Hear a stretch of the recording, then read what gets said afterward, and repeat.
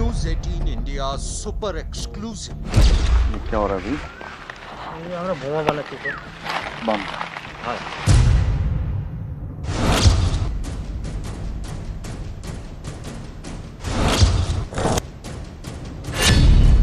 बंगाल के बम माफिया का पर्दाफाश। क्या बना रहे हैं?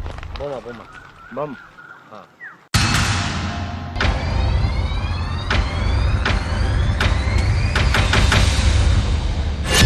बंगाल चुनाव का खौफनाक पहलू। कितना ऑर्डर मिला है आपको? এইটা তো আমাদের অর্ডার আছে ম্যাক্সিমাম ধরে নিন আমাদের 5000 মতন অর্ডার হয়েছে। 5000 का ऑर्डर मिला है। হ্যাঁ স্যার।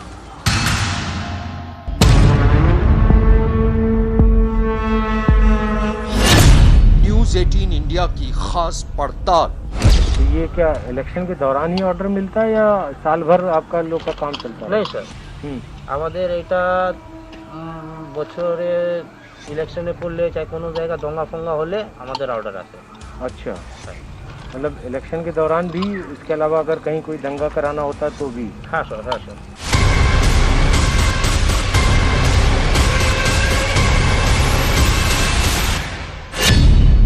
बंगाल के बम माफिया बेनकाब। ऐसे बोल रहे हैं सर कि अगर ये 15-20 लोग होले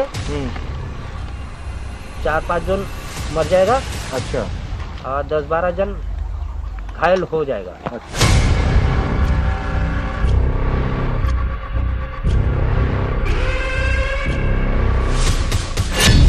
ऑपरेशन ब्लास्ट।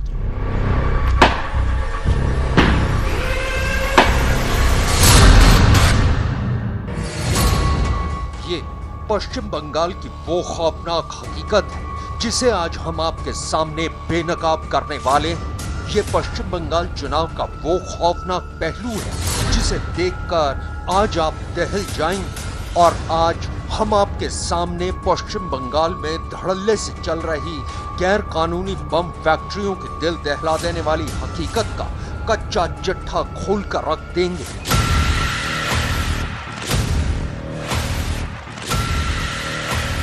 ऐसे बोल रहे हैं सर कि अगर ये 15-20 लोग होले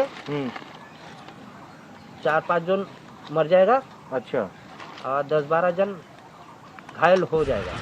भारत को आजाद हुए 75 साल होने वाले हैं, लेकिन इन 75 सालों में देश के एक राज्य की एक खौफनाक पहलू की तस्वीर नहीं बदली है और वो राज्य है पश्चिम बंगाल।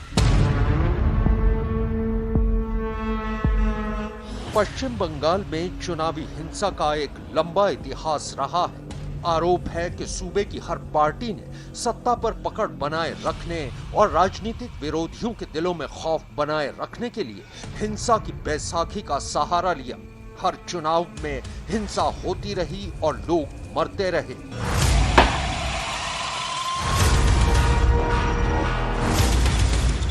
चुनावी मौसम आते ही पश्चिम बंगाल में चुनावी हिंसा का दौर भी बढ़ जाता है और इस चुनावी हिंसा में विरोधी खेमे में दहशत पैदा करने के लिए जिस हथियार का जमकर इस्तेमाल किया जाता है वो है देसी बम। ये दहशत का वो औजार है जो बंगाल की गलियों के एक सड़क छाप गुंडे से लेकर दंगाइयों तक का पसंदीदा हथियार बन चुका है। बम यानी वो हथियार जिसकी जद में आए टारगेट का बच निकलना नामुमकिन हो जाता है। और आज हम आपके सामने बंगाल चुनाव के इसी खौफनाक हकीकत को परत दर परत खोल कर रख देंगे। आज हम आपको दिखाएंगे कि कैसे बंगाल में देसी बम बनाने का गैर कानूनी कारोबार धड़ल्ले से चल रहा है। आज हम आपके सामने बंगाल के बम माफिया के इस नेटवर्क को बेनकाब करेंगे जिसकी हकीकत देखकर आप भी दहल जाएंगे।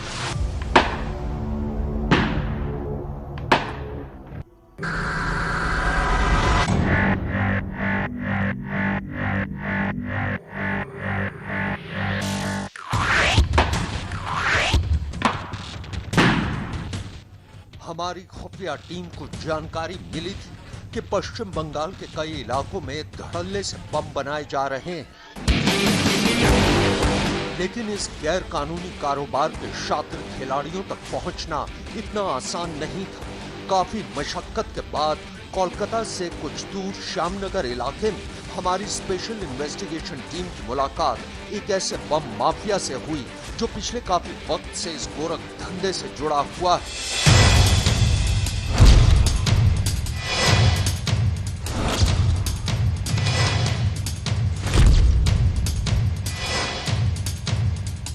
हमारी टीम को श्यामनगर रेलवे स्टेशन आने के लिए कहा गया। वहां हमारी मुलाकात बम माफिया के एक गुर्गे से हुई। बंगाल में फैले बम माफिया के नेटवर्क को बेनकाब करने के इरादे से निकली हमारी टीम उस गुर्गे के साथ एक अनजान सफर पर निकल पड़ी।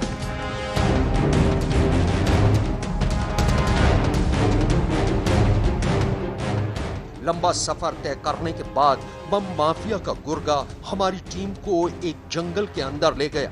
वहां पहुंचते ही हमारी टीम भी हैरान रह गई, क्योंकि घने जंगल के बीच हमारी टीम बमबाजों की एक गैर कानूनी फैक्ट्री में खड़ी थी।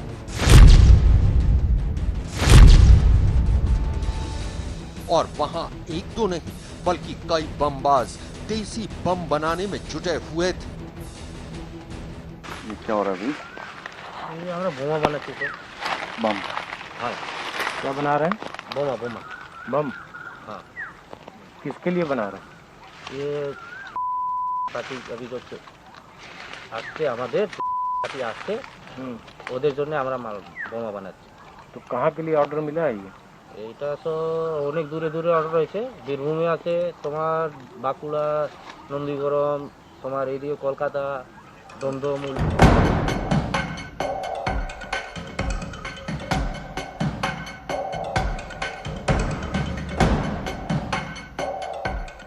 इस शातिर से बात करते हुए हमें इस बात का अंदाजा हो चुका था कि ये शख्स इस गैर कानूनी खेल का पुराना और मंझा हुआ खिलाड़ी है और किसी को शक ना हो, इसलिए इस शातिर ने अपने धंधे को चलाने के लिए कुछ कोड वर्ड भी रखे हुए हैं। कैसे बनाते हैं आप लोग? क्या इस्तेमाल करते हैं?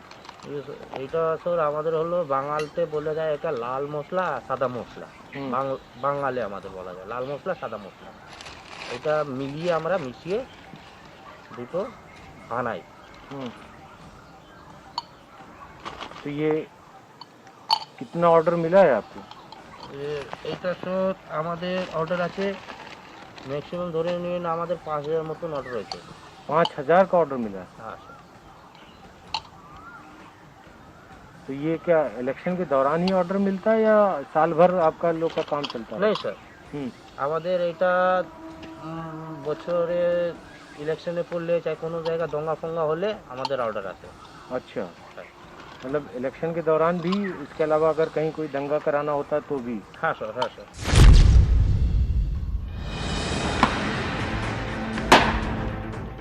पश्चिम बंगाल में इलेक्शन जैसे जैसे जोर पकड़ रहा है, वैसे वैसे बम माफिया का गैर कानूनी कारोबार भी तेजी से बढ़ रहा है। मौत के इस कारोबार के धंधे की हर हकीकत को जानने के लिए हमारी टीम ने इस शातिर से बातचीत के सिलसिले को आगे बढ़ाया तो हमारी टीम के सामने मौत के इस हथियार का रेट कार्ड भी आ गया। कितना लगभग अगर हमको ऑर्डर देना हो, मान लीजिए 100 पीस का, तो कितना खर्चा आएगा? 100 পিস খরচা পড়ে যাবে আপনার 2000 ধরে। যদি আপনারা জিনিসপত্র দিন, মানে জিনিসপত্র যদি আপনারা দিন। मैं समझा नहीं। हिंदी में बोल रहे हैं इसे सर जी, আমাদের যদি আপনারা এই জিনিসপত্র দিলে, मतलब अगर हम सामान देंगे? हाँ हाँ हाँ हाँ। अच्छा, আপনাদের কম পড়বে। যদি আপনারা এই জিনিসপত্র না দেন अच्छा, তাহলে একটা মালে 2000 টাকা পড়বে। মানে এইটা একটা বানাতে গেলে 2000 টাকা পড়ে। 2000 का एक बम? 2000 रुपए का एक बम।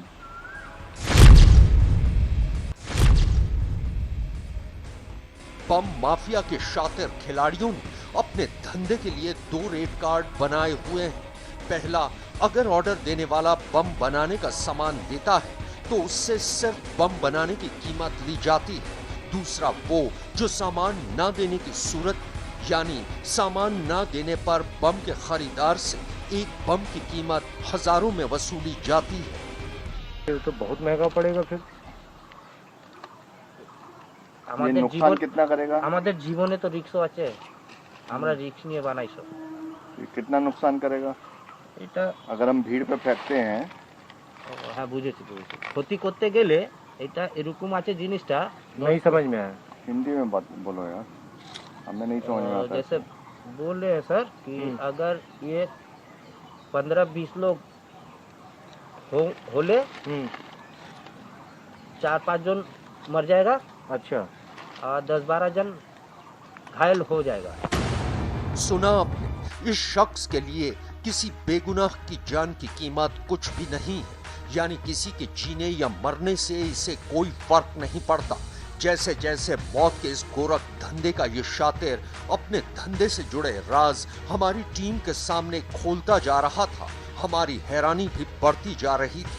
ये शातिर न सिर्फ बम बनाते हैं बल्कि उसे खरीदने वालों को फेंकने का तरीका भी बताते हैं। तो इसका इस्तेमाल कैसे करेंगे? अगर जो करना होता है तो इसका इस्तेमाल कैसे करते हैं? ये जो अब है सामान तैयार हो चुका है। अच्छा। এটা নিয়ে আমাকে কি করতে হবে, এরকম ধরে আমাদেরকে যেখানে ফেলতে হবে সেখানে টিপ লাগিয়ে ফেল দিতে হবে। नहीं समझ में आया। मतलब ये जो सामान है सर ये रेडी हो चुका है। अच्छा। अब इसको जैसे मान लीजिए हमको 20 आदमी के भीड़ में फेंकना है तो हमको ऐसे लेके अच्छा फेंक देना है। अच्छा। वो गिरेगा ब्लास्ट हो जाएगा। इस शातिर की बातों से लग रहा था कि उसे अपने नेटवर्क पर इतना भरोसा है कि उसे अपनी गिरफ्तारी का भी कोई डर नहीं है, लिहाजा उसने अपनी मौत की फैक्ट्री में बने हथियारों की बड़ाई करनी शुरू कर दी और हमारे सामने अपने राज खुद ब खुद खोलने शुरू कर दिए।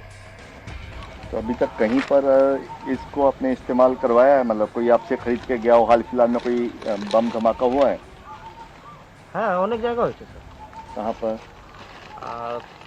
আপনি ধরে নিন এইদিকে আপনার দমদমে হয়েছে, উলবেড়িয়াতে হয়েছে, পশ্চিম কলকাতায় হয়েছে, এই যে হালফিলাল হলো বাঁকুড়া দিকে যে বোম ব্লাস্টটা হলো ওইখানেও হয়েছে। थोड़ा सा हिंदी में, हमें समझ में नहीं आता बांग्ला। मतलब इधर में कोलकाता है ना, कोलकाता पश्चिम कोलकाता इधर में है, उसको उधर में भी हुआ है और दमदम में भी हाल फिलहाल हुआ रहा, बमबाजी जो फ्लैट में हुआ रहा अच्छा वहाँ पे भी हुआ रहा और उलबेड़िया में भी हुआ रहा। अभी हाल फिलहाल इधर मिदनीपुर में कहीं स्टेशन पे हुआ रहा। अच्छा। वहाँ पे भी यही आप वाला बम ही लगा उसमें? हाँ हम लोग का ही बम था। वो लोग अलग बम बनाते हैं, वो जो बड़ा ब्लास्ट करना होता है तो अलग क्वालिटी से बनाते हैं।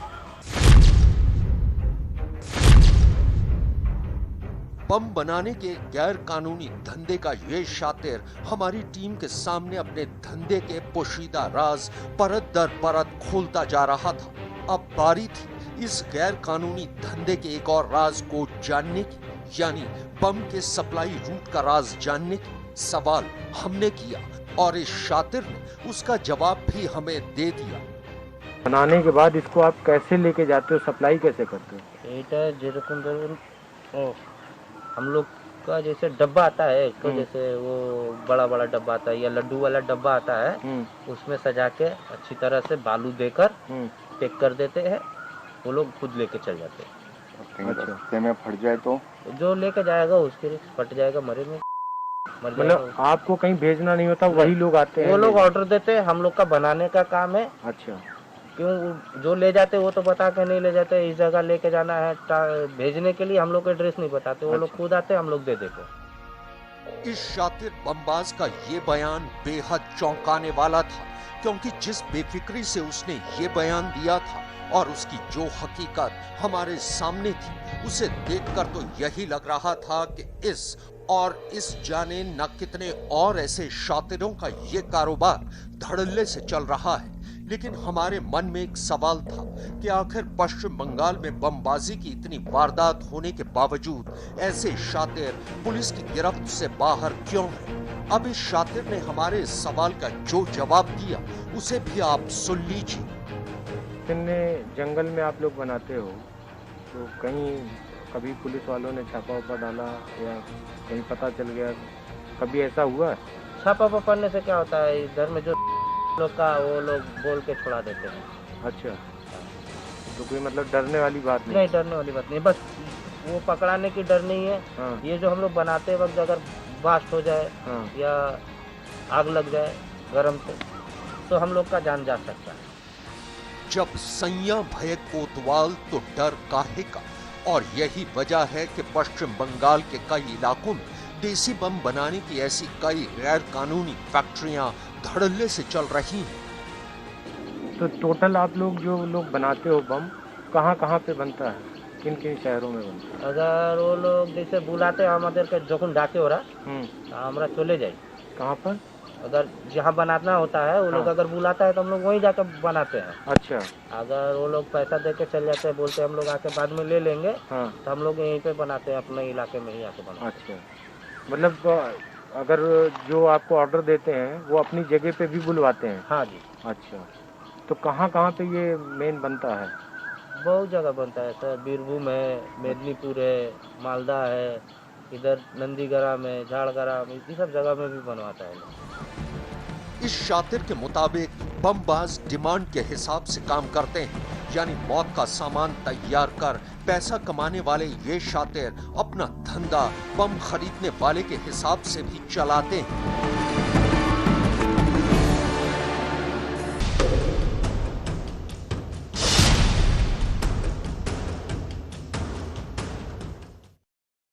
देश की मिट्टी से हूँ बना, सोच बुलंद इरादे में।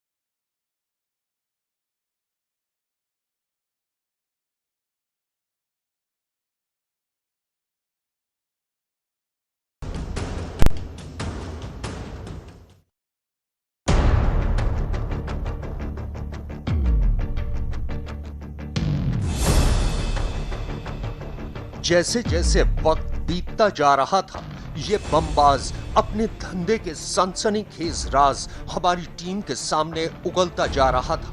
इसी दौरान उसने हमारी स्पेशल इन्वेस्टिगेशन टीम के सामने एक ऐसा राज बेनकाब किया जिसे सुनकर हम भी दहल गए। इसको क्या बोलते हैं? स्टील बम बोलते हैं। स्टील बम।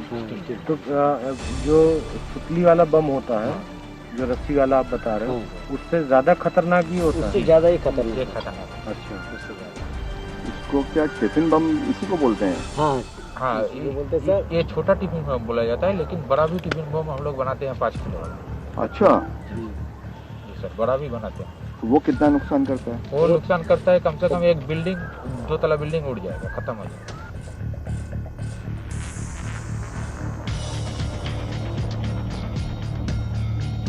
मतलब साफ है कि ये शातिर खरीदार की डिमांड के हिसाब से बम बनाते हैं, यानी जैसा ऑर्डर मिलता है उसी हिसाब से बम तैयार किए जाते हैं। नुकसान खरीदार की मर्जी का मोहताज है।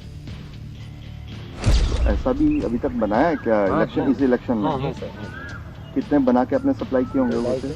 200-250 कम से कम मिनिमम। 200-250 तो किस किस इलाके में गए होंगे वो? ये गया है आपका जो में जो अभी बम ब्लास्ट हुआ, कहाँ पे? अच्छा, में जो बम ब्लास्ट हुआ उधर में हम लोग का कारखाना था सर।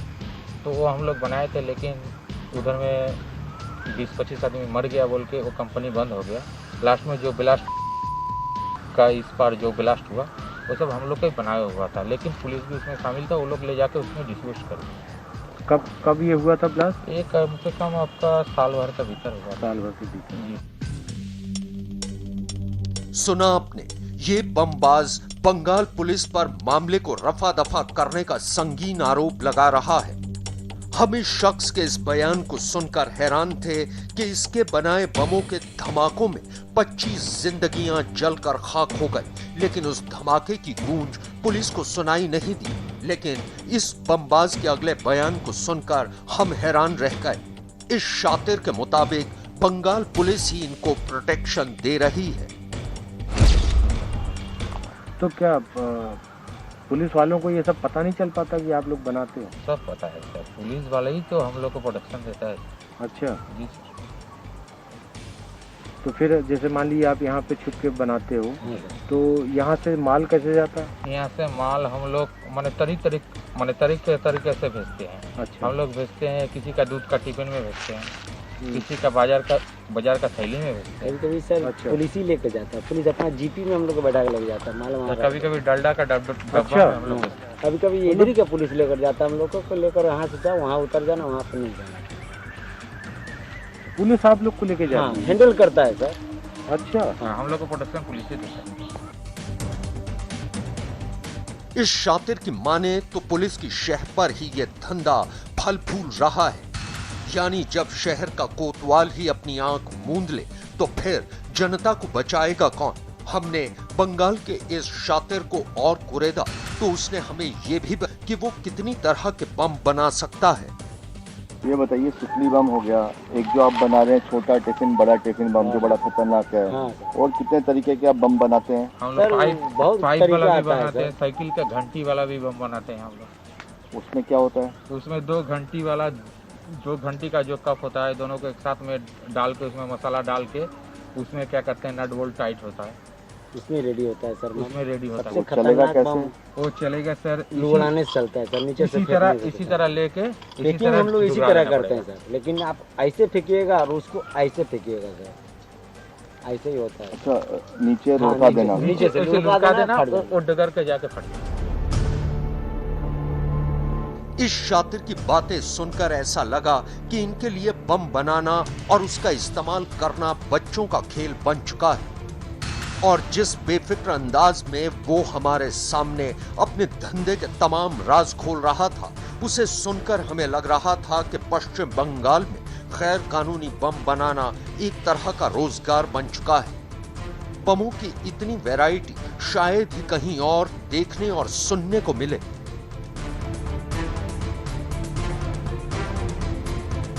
जैसे एक टिफिन बम हो गया, उसको हम लोग क्या करते हैं, गमछी में बांध लेते हैं, बांध के इसी तरह हैंगिंग टाइप का कर लेते हैं। हैंगिंग टाइप का करके ऐसे हिला के ऐसे हिलाएंगे, बस फेंक देंगे। अच्छा, और जहाँ गिरेगा वहाँ धमाका हो जाएगा। और जो आपने पाइप बम बताया वो?